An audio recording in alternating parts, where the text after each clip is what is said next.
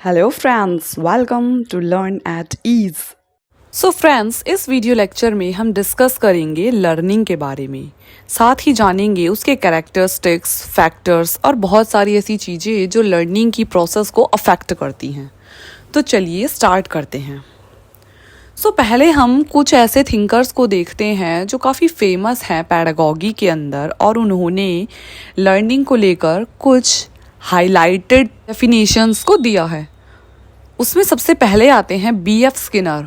Skinner कहते हैं कि motivation is the national highway to learning. जैसा कि हम अपनी मोटिवेशन वाली वीडियो में भी डिस्कस कर चुके हैं कि अगर आपको कुछ सीखना है तो आपके अंदर उसको लेकर काफ़ी ज़्यादा मोटिवेशन होना चाहिए। उसको सीखने की इच्छा जब तक अंदर से उत्पन्न नहीं होगी, आप किसी भी चीज़ को नहीं सीख पाएंगे। इसीलिए उन्होंने लर्निंग के लिए सबसे ज़्यादा ज़रूरी मोटिवेशन को बताया है। हालांकि और भी अदर ऐसे फैक्टर्स हैं जो लर्निंग को अफेक्ट करते हैं, जैसे कि इंटरेस्ट। फॉर एग्जांपल, कोई ऐसी चीज़ है जिसमें आपको काफ़ी ज़्यादा इंटरेस्ट आ रहा है, काफ़ी इंटरेस्टिंग लग रही है, उससे आप जल्दी सीख लेंगे। इन्वायरमेंट भी लर्निंग को काफ़ी ज़्यादा अफेक्ट करता है, क्योंकि आप जिस चीज़ को सीखना चाहते हैं उस तरीके का अगर आपको परिवेश या इन्वायरमेंट मिल जाता है तो उस चीज़ को आप जल्दी सीख जाएंगे और साथ ही आपको आसानी रहेगी सीखने में। वहीं अनदर फिलोसोफर गेट्स के according, changes in behaviour through experience is learning. इनका मानना है कि हमारे बिहेवियर में जो भी चेंजेस आते रहते हैं विद टाइम, यानी कि जब एक बच्चा बहुत छोटा होता है वो अपने आसपास की चीज़ों को ऑब्जर्व करता है, नई नई चीज़ों को देखता है, उनसे एक्सपीरियंसेस लेता है और विद एज बहुत सारे एक्सपीरियंसेस के साथ आगे बढ़ता है। उसके बिहेवियर में, उसकी लाइफ में उन एक्सपीरियंसेस के थ्रू बहुत सारे चेंजेस आते चले जाते हैं और कहीं ना कहीं इन एक्सपीरियंसेस से ही वो सीख रहा होता है। नेक्स्ट फिलोसोफर वुडवर्थ ने कहा, acquiring and adapting new knowledge and skills is called learning. यानी कि जब आप कुछ नया सीखते हैं, कुछ नया अपनाते हैं, उसको एक्वायर करते हैं, चाहे वो नॉलेज है, वो स्किल है। फॉर एग्जाम्पल, किसी बच्चे ने साइकिलिंग सीखी, ठीक है, तो ये एक स्किल है। वहीं दूसरी तरफ किसी बच्चे ने कुछ नॉलेज गेन किया, कुछ ऐसा नया पढ़ा जो उसको पहले नहीं पता था, तो इस तरीके से उसने अपने जीवन में कुछ नया अडेप्ट किया, कुछ नया एक्वायर किया, तो इसको भी हम लर्निंग की प्रोसेस में इंक्लूड करते हैं। नेक्स्ट हम देखते हैं क्रो एंड क्रो। इनका मानना है कि एक्विजन of habit, knowledge and attitude is called learning. यानी कि हमें सिर्फ और सिर्फ नॉलेज की और स्किल्स की ज़रूरत नहीं है, साथ ही साथ हमारे हैबिट्स भी चेंज हों, हमारे एटीट्यूड में भी परिवर्तन आता है, तो उसको भी हम लर्निंग कहते हैं। तो ये कुछ ऐसे फिलोसोफर्स थे जिन्होंने अपने अपने तरीके से, बहुत अलग तरीके से डिफाइन करते हुए लर्निंग को समझाया है। तो चलिए ब्रीफ में डिस्कस करते हैं लर्निंग के कैरेक्टरिस्टिक्स। हालांकि ये टॉपिक काफ़ी ज़्यादा इजी है, मतलब इसमें बहुत ही ज़्यादा बेसिक्स हैं जो कोई भी इजीली समझ सकता है। अब देखिए, लर्निंग क्या है। जब हम कुछ नया सीखते हैं तो ऐसा तो है नहीं कि हम एक बार में सब कुछ सीख गए और अब आगे हमें जीवन में कुछ भी सीखने की ज़रूरत नहीं है। नहीं, लर्निंग तो एक लाइफ लॉन्ग प्रोसेस है। यानी कि जब छोटा सा बच्चा इस धरती पर पैदा होता है और जब से लेकर वो मरता है तब तक वो कुछ ना कुछ ऐसा सीखता ही रहता है जो उसको पहले नहीं आता था। तो इसीलिए कहा गया है कि जो लर्निंग है वो लाइफ लॉन्ग प्रोसेस है। साथ ही लर्निंग यूनिवर्सल होती है। लर्निंग को कहा जाता है कि वो गोल ओरिएंटेड होती है, क्योंकि आप किसी चीज़ को सीखना चाहते हैं, फिर आप उस डायरेक्शन में उस चीज़ से रिलेटेड सारे काम करेंगे, तब उसको आसानी से सीख पाएंगे। साथ ही लर्निंग जो है वो एक्सपीरियंसेस के थ्रू आती है और ये एक बहुत ग्रेजुअल प्रोसेस है, बहुत स्लो प्रोसेस है, ठीक है। तो ये कुछ कैरेक्टरिस्टिक्स थे जो अफेक्ट करते हैं लर्निंग को। अब हम देखते हैं फैक्टर्स कौन से हैं जो लर्निंग को अफेक्ट करते हैं। इसमें आता है मोटिवेशन, क्योंकि आप किसी चीज़ के लिए मोटिवेटेड हैं तो जल्दी सीख पाएंगे। वहीं एज भी एक बहुत बड़ा फैक्टर है जो मैटर करता है, क्योंकि आप एक स्कूल के स्टूडेंट को और ग्रेजुएशन लेवल का कुछ समझा रहे हैं, उसे उस लेवल की कोई बुक पढ़ा रहे हैं, तो इसके काफ़ी ज़्यादा चांसेस हैं कि उस बुक को पढ़ने में उसे काफ़ी ज़्यादा कठिनाई का सामना करना पड़े। साथ ही हम देखते हैं कि मैच्योरिटी भी लर्निंग को काफ़ी ज़्यादा अफेक्ट करती है, क्योंकि अगर कोई इंसान उतना ज़्यादा मैच्योर नहीं है और आप उसे काफ़ी ज़्यादा हाईली एथिकल बात समझा रहे हैं तो वो भी उसको समझ नहीं आएगी। तो कुछ चीज़ें विद मैच्योरिटी ही आती हैं। अब आप एक छोटे से बच्चे को जिसे खिलौने से खेलना पसंद है, उसे आप साधु महात्मा वाला ज्ञान देंगे तो उसको वो चीज़ बिल्कुल नहीं समझ आएगी। साथ ही हम देखते हैं इंटेलिजेंस, एप्टीट्यूड, ये चीज़ें भी लर्निंग को काफ़ी ज़्यादा अफेक्ट करती हैं। फिज़िकल और मेंटल हेल्थ भी काफ़ी इम्पॉर्टेंट है, जिसे ध्यान में रखना चाहिए लर्निंग की प्रोसेस करते हुए, क्योंकि किसी इंसान का आईक्यू लेवल देखा जाता है और फिर उसे उसके हिसाब से लर्निंग हैबिट्स डलवाई जाती हैं। साथ ही हम देखते हैं कुछ ऐसे अदर फैक्टर्स जैसे कि इंटरेस्ट, एटीट्यूड, विलिंगनेस यानी कि कुछ जानने, समझने और सीखने की शक्ति। अगर आप कुछ चीज़ सीखना ही नहीं चाहते, अगर आपको उस चीज़ में इंटरेस्ट ही नहीं है, तो आप कितनी ही कोशिश कर लें लेकिन आप उस चीज़ को नहीं सीख पाएंगे। दूसरी तरफ हम देखते हैं कि किस तरीके से इन्वायरमेंट्स जो है वो भी लर्निंग को काफ़ी ज़्यादा अफेक्ट करता है, क्योंकि जैसा आपके आसपास माहौल होगा उस पर काफ़ी ज़्यादा चीज़ें निर्भर करती हैं कि आप किस तरीके की चीज़ें सीखेंगे, उसमें कितना टाइम लगेगा। खैर, इन्वायरमेंट्स के अंदर अगर हम देखें तो पेरेंट्स और टीचर्स का रोल काफ़ी ज़्यादा मायने रखता है, क्योंकि घर के अंदर जो भी पेरेंट्स एक बच्चे को सिखाएंगे, जिस तरीके का माहौल देंगे, बच्चा जो है वो उसी परिवेश में ढलता चला जाएगा।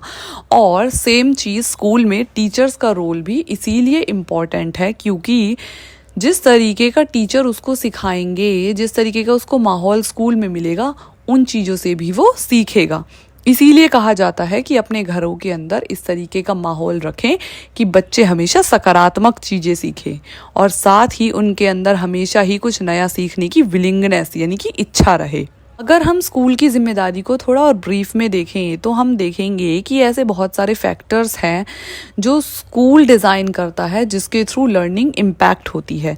जैसे कि बच्चे को जो क्लासरूम में पढ़ाया जाने वाला सिलेबस है उसको बहुत ही ध्यान से डिज़ाइन करना चाहिए। क्या क्या सब्जेक्ट्स उसे पढ़ाए जाएंगे, किस सीक्वेंस में, किस क्वांटिटी और क्वालिटी में उसको चीज़ें समझाई जाएंगी, इन चीज़ों का भी काफ़ी फ़र्क पड़ता है।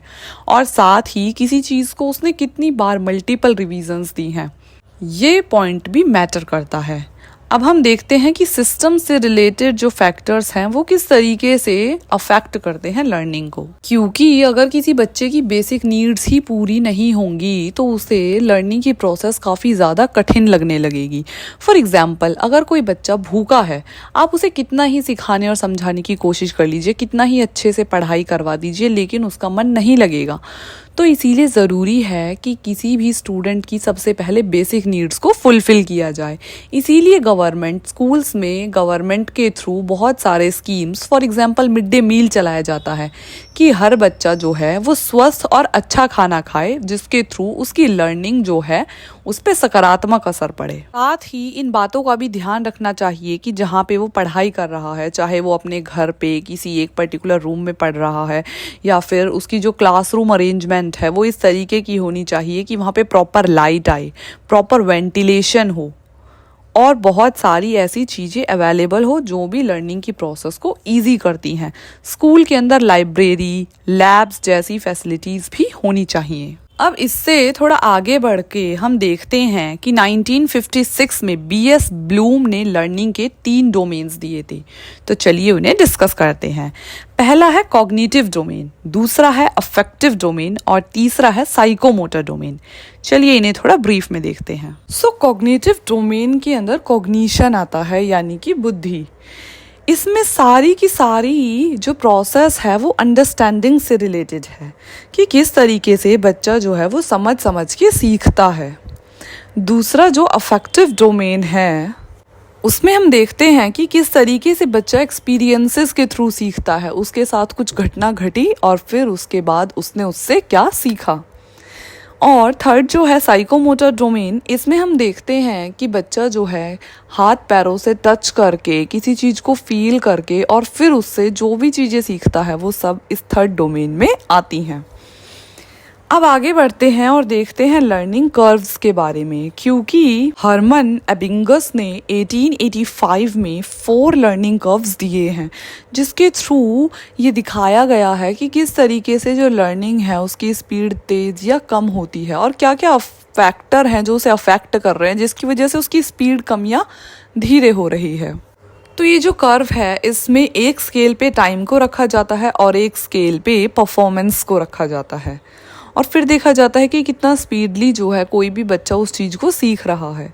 इसमें 4 कर्व्स हैं। सबसे पहला कर्व जो है उसे कहते हैं पॉजिटिवली एक्सेलरेटेड कर्व या फिर कॉन्केव कर्व। इस कर्व के थ्रू जो फिलोसोफर है वो ये शो करने की कोशिश करता है कि जो लर्निंग है वो टाइम के साथ बढ़ती चली जाती है। स्टार्टिंग में जो उसका जो कर्व है वो काफ़ी स्लो रहता है और बाद में धीरे धीरे तेज हो जाता है। फॉर एग्जाम्पल, जब आप कुछ नया सीखने की कोशिश करते हैं तो स्टार्टिंग में आपको उस चीज़ को सीखने में थोड़ी प्रॉब्लम होती है, तो इसीलिए जो आपकी लर्निंग स्पीड होती है वो धीरे धीरे चल रही होती है। लेकिन जैसे ही आपको चीज़ें समझ आने लगती हैं तो लेटर स्टेज में आप उससे रिलेटेड जो दूसरी चीज़ें हैं उसे जल्दी जल्दी सीख जाते हैं और इसी को उसने पॉजिटिव एक्सेलरेशन कर्व के थ्रू नापा है। दूसरा होता है नेगेटिव एक्सेलरेशन कर्व और कॉन्वेक्स कर्व। ये कर्व पॉजिटिव एक्सेलरेशन कर्व से बिल्कुल अपोजिट होता है। इसमें हम देखते हैं इनिशियली कर्व जो है वो काफ़ी तेज़ी से ग्रो करता है और फिर बाद में वो स्लो डाउन हो जाता है। फॉर एग्ज़ाम्पल, मान लो किसी सेक्टर या किसी चीज़ के बारे में ऑलरेडी आपको काफ़ी ज़्यादा नॉलेज है तो उसमें आप जल्दी जल्दी सीखोगे, लेकिन एक टाइम ऐसा आएगा जब आप उस सब्जेक्ट से, उस टॉपिक से काफ़ी ज़्यादा उब जाओगे, बोर हो जाओगे और फिर जो आपकी विलिंगनेस है, जो सीखने की इच्छा है वो धीरे धीरे कम हो जाएगी, जिसकी वजह से लेटर स्टेज में आप जो है उसको बहुत ही स्लो स्पीड में सीखोगे और इसी चीज़ को नेगेटिव एक्सेलरेशन कर्व जो है वो शो करता है। थर्ड होता है एस शेप कर्व। यह कर्व पिछले दोनों कर्व से बिल्कुल विपरीत स्टार्टिंग में काफ़ी स्लो रहता है, उसके बाद जो लर्निंग की प्रोसेस है उसे काफ़ी फास्ट दिखाता है और फिर दोबारा से स्लो हो जाता है। फॉर एग्ज़ाम्पल, ऐसा देखा जा सकता है कि किसी ने कोई चीज़ पहली बार सीखी है तो वो काफ़ी स्लो रेट पे सीखेगा, देन उसे समझ आने लगेगी तो वो काफ़ी तेज़ तेज़ सीखने लगेगा, लेकिन एक टाइम ऐसा आएगा कि वो उस टॉपिक से, उस चीज़ से बोर हो जाएगा तो उसका वो जो लर्निंग रेट है वो वापस से स्लो हो जाएगा। इसके बाद लास्ट में आता है कर्व ऑफ इक्वल रिटर्न, जिसे हम स्ट्रेट लाइन भी कहते हैं, जो कि एक इमेजिनरी कर्व है क्योंकि ऐसा कुछ रियल लाइफ में पॉसिबल नहीं होता। इस कर्व के अकॉर्डिंग ऐसा माना जाता है कि जो कर्व है वो अपनी एवरेज स्पीड से चलता है, यानी कि आप जितना एफर्ट डालोगे उतना ही सीखोगे, जबकि ऐसा नहीं होता। कई बार चीज़ें बहुत टफ होती हैं, कोई सब्जेक्ट है जिसमें बच्चा बहुत ज़्यादा वीक है, काफ़ी ज़्यादा एफर्ट्स डालने के बाद भी वो उतना पेस ऑफ रेट से नहीं सीख पाता। और कई बार इसके विपरीत ऐसा भी देखा जाता है कि काफ़ी कम एफर्ट डालने के बाद भी बहुत ही तेज़ स्पीड में, बहुत ही लार्ज स्केल पे बच्चा जो है जल्दी जल्दी सीखने लगता है। तो ये जो लास्ट वाला कर्व है, कर्व ऑफ इक्वल रिटर्न्स, इसे आइडियलिस्टिक या फिर इमेजिनरी कर्व कहा गया है, जो कि रियल लाइफ में एग्जिस्ट नहीं करता। हालांकि हरमन एबिंगस ने जब ये चारों कर्व दिए थे तो इसके साथ एक फॉरगेटिंग कर्व भी दिया था, जिसके थ्रू ये समझाने की कोशिश की थी कि जिस तरीके से इंसान के सीखने की क्षमता होती है, एक रेट ऑफ लर्निंग होती है, स्पीड होती है, उसी तरीके से किसी भी चीज़ के बारे में भूलने की जो क्षमता होती है वो भी उस इंसान के अंदर होती है, और जिसे उसने फॉरगेटिंग कर्व के थ्रू समझाने की कोशिश की थी। नेक्स्ट हम देखते हैं प्लेट्यूज इन लर्निंग। वैसे तो ज्योग्राफिकली देखा जाए तो प्लेट्यू का मतलब होता है पठार, जिनकी हाइट और एलिवेशन तो होती है लेकिन पहाड़ों जितनी ऊंचाई नहीं होती। सो हम देखते हैं कि लर्निंग के अंदर प्लेट्यू का क्या मतलब है। लर्निंग के अंदर भी प्लेट्यू का यही मतलब है कि ऐसा होता है कई बार बच्चा कुछ नया जब सीखना शुरू करता है तो उसे काफ़ी क्यूरियोसिटी होती है, तो वो जल्दी जल्दी चीज़ों को ग्रास्प करता है, लेकिन एक टाइम के बाद वो उससे काफ़ी बोर हो जाता है या फिर उसे कुछ नयापन नहीं दिखता, तो बहुत लंबे टाइम तक वो नहीं सीख पाता, जिसकी वजह से उसकी जो लर्निंग होती है वो स्टैग्नेटेड हो जाती है, रुक जाती है एक जगह पे, आगे नहीं बढ़ पाती है। तो ज़रूरी है टीचर को कि वो जो अपना सब्जेक्ट है, अपना जो टॉपिक है, उसमें ऐसा नयापन रखे जिसकी वजह से बच्चों में हमेशा ही इंटरेस्ट रहे, क्यूरियोसिटी रहे उस चीज़ को सीखने की। कई बार ऐसा देखा गया है बच्चों में प्लेट्यूज इन लर्निंग होते हैं, यानी कि बहुत टाइम तक किसी टॉपिक को पढ़ाने के लिए टीचर को चाहिए कि उस टॉपिक में क्यूरियोसिटी रहे, वरना बच्चे जो हैं वो लर्निंग में स्टैग्नेटेड हो जाते हैं। और इसी स्टैग्नेशन को, इसी रुकावट को, कि अब जो लर्निंग की स्पीड है बच्चे की वो रुक चुकी है, किसी वजह से वो अब आगे नहीं सीखना चाहता, चाहे वो अनविलिंग है, फैटीग या जो भी हो। चलिए अब थोड़ा सा नज़र डालते हैं इन्हीं रीजंस पर ब्रीफ में कि लर्निंग में आखिर प्लेट्यू कब बनते हैं। जैसा कि 2 रीजंस तो ऑलरेडी हम डिस्कस कर चुके हैं कि कई बार बच्चे का जो इंटरेस्ट है वो ख़त्म हो जाता है उस टॉपिक में। साथ ही देखा जाता है कि कई बार कोई टॉपिक इतना ज़्यादा स्ट्रेच हो जाता है कि उसे अनविलिंगनेस और बोरियत फील होने लगती है। कई बार ऐसा होता है कि बहुत ज़्यादा कॉम्प्लेक्सिटी है और डिफ़िकल्टी है उस चीज़ को समझने में, तब भी देखा गया है कि लर्निंग में प्लेट्यूज बनने के चांसेस रहते हैं। जैसे मान लो किसी या 5th क्लास के बच्चे को और 10th क्लास की फिज़िक्स पढ़ाओगे तो उसको बिल्कुल नहीं समझ आएगी, और जहाँ उस बच्चे को ऐसा लगने लगेगा कि ये चीज़ें जो हैं उसके जो दिमाग है उससे काफ़ी बाहर जा रही हैं, उसको नहीं समझ आ रही है, तो उसमें वो इंटरेस्ट खो देगा, सिंपल सी बात है। और इसकी वजह से जो लर्निंग है उसमें प्लेट्यूज बनने लगेंगी। फिर नॉलेज की लिमिट भी डिपेंड करती है प्लेट्यूज के बनने में, क्योंकि अगर कोई चीज़ है वो काफ़ी शॉर्ट ऑफ नॉलेज है तो उसकी वजह से भी प्लेट्यू बनने लगते हैं। लैक ऑफ फिजिकल और मेंटल वर्क, यानी कि कोई ऐसा बच्चा है जो ज़्यादा वर्कआउट नहीं करता या फिर फिजिकली मेंटली उतना एक्टिव नहीं है, तो कोई भी काम में वो बहुत जल्दी बोरियत महसूस करेगा और बहुत ज़्यादा समय तक कंसिस्टेंसी के साथ लर्निंग नहीं कर पाएगा। मैच्योरिटी भी एक फैक्टर है जो डिपेंड करता है, जिसे ऑलरेडी हम डिस्कस कर चुके हैं। लर्निंग जो है इस पे काफ़ी ज़्यादा डिपेंड करती है। कई बार ऐसा होता है कि बच्चे को उस तरीके का माहौल नहीं मिल पाता, उस तरीके का इन्वायरमेंट नहीं मिलता जिसमें उसकी जो लर्निंग एबिलिटीज़ हैं वो ग्रो अप करें। उसकी वजह से भी प्लेट्यूज बनने लगते हैं।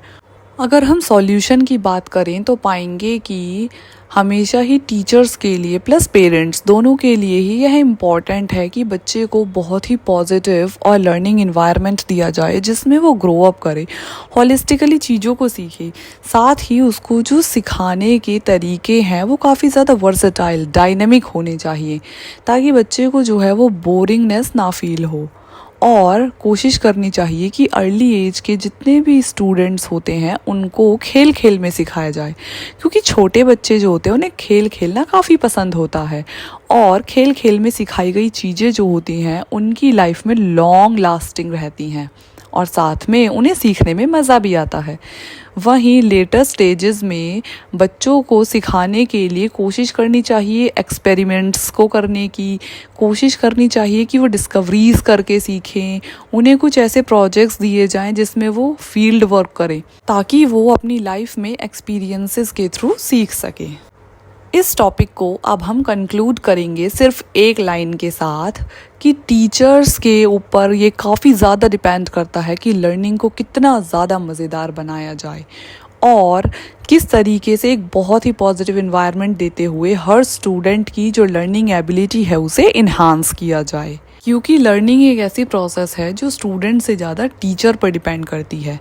अगर कोई टीचर बहुत ही अच्छा और बहुत ही पॉजिटिव इन्वायरमेंट प्रोवाइड करते हुए मल्टी डायनेमिक्स वे में सिखाएगा तो हर स्टूडेंट चाहे थोड़ा सा इंटेलेक्चुअली वीक भी होगा तो भी सीखने में उसे मज़ा आएगा और हर स्टूडेंट सीख पाएगा। उम्मीद करते हैं आपको आज का टॉपिक समझ आया होगा, साथ ही बहुत कुछ सीखने के लिए मिला होगा। आज के वीडियो में बस इतना ही। अब मिलते हैं नेक्स्ट वीडियो में। Till then, keep watching and do subscribe the channel for more related upcoming videos. Thanks for watching.